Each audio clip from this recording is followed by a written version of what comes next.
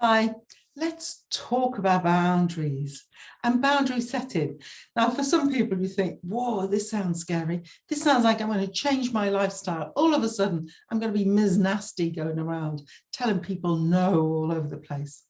It's not about that. It's not about that at all.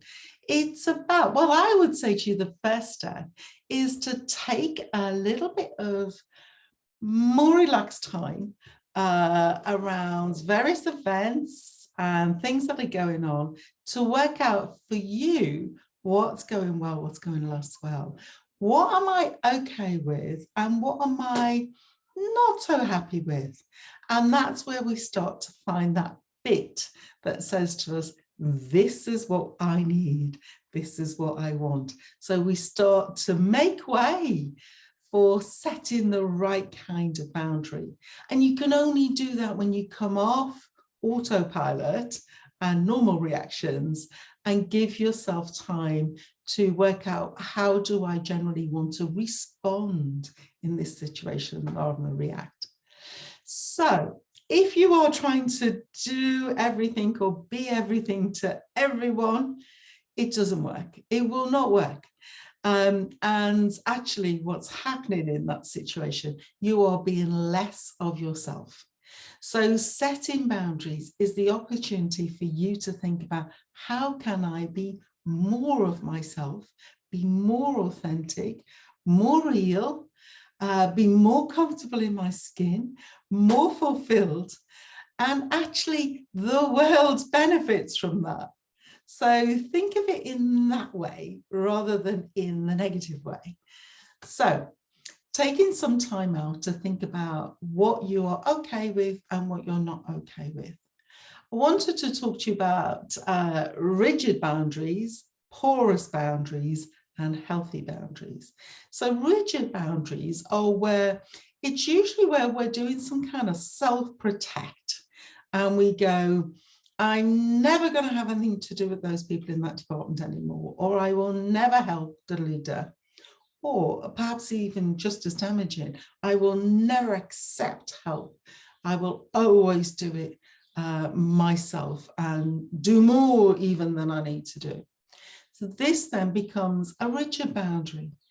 And what happens in that situation is, while it might appear to protect us, put us in control, it actually prevents us growing. We lose the opportunity for new ways to see where something's changed, where we can change something, where actually perhaps we've grown and we can be different in a situation. So rigid boundaries are usually set on black and white thinking. And then on the other hand, we've got porous boundaries. We've got the big sponge where, you know, maybe there is a boundary, maybe there isn't. I mean, one of the biggest things about our boundaries being very porous is that actually people don't know where they stand. And people start transgressing our boundaries, but to be truthful, you know, did they know there was one anyway? So watching out for those times where we're completely wishy-washy, you know, and indecisiveness can fall into that, you know, indecisiveness where we're trying to please everybody or keep every option open can also fall into that thing about having porous boundaries. And of course, you know, the big thing is we're coming across as inconsistent and yeah, a bit of a doormat really.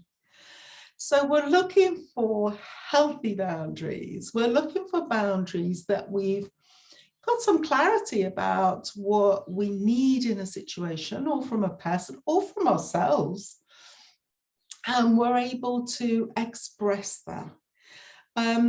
I'm just thinking of some examples. I was thinking about, for instance, maybe you're really good at organizing get-togethers, you know, an outing, a night out, whatever. You've got a good friendship group, and that's, you know, that's one of your skills. You like doing that. But what you don't like doing is sorting out maybe if somebody's had a tiff with this one or someone's ignoring that one or whatever. And that's something you can be clear on. So you can say, I'm organizing this and I'm not getting involved in this business here. That's for you to sort out. And being quite clear about what you will do, what you won't do, is quite liberating. And, you know, people sort it out or they don't sort it out, and it's not your responsibility. In work, for instance, lots of people, you know, really want to go the extra mile and do whatever they can do at work. But for instance, maybe that's you, and then there's been a tendency for in meetings to be organized on days you don't work, or, you know, right at the end of the day where you need to be able to do other things. And so being able to say, not in a confrontational way, but that time won't suit me, or if it's that day, you need to know I can't attend.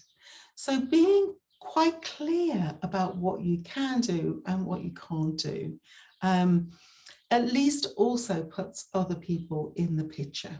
Sometimes we have to do it with ourselves too, don't we? You know, I need to finish ... whether that's work or something to do with your health or something to do with the domestic situation or whatever. And then I can really enjoy a good sit down or a social thing or whatever it is. So also doing that bounded stuff of ourselves, not too rigid, so it has to be, and not too porous, so we don't get that sense of fulfillment.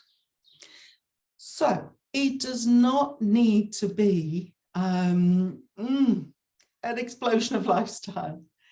Just as a recap, boundaries are important. Boundaries help us be our true and full selves. Knowing what's okay and what's not okay is where we start to set the boundary. Watch if we get too rigid about it, where we get completely inflexible, because we'll lose opportunities. Watch where we're too porous, because we lose a sense of self.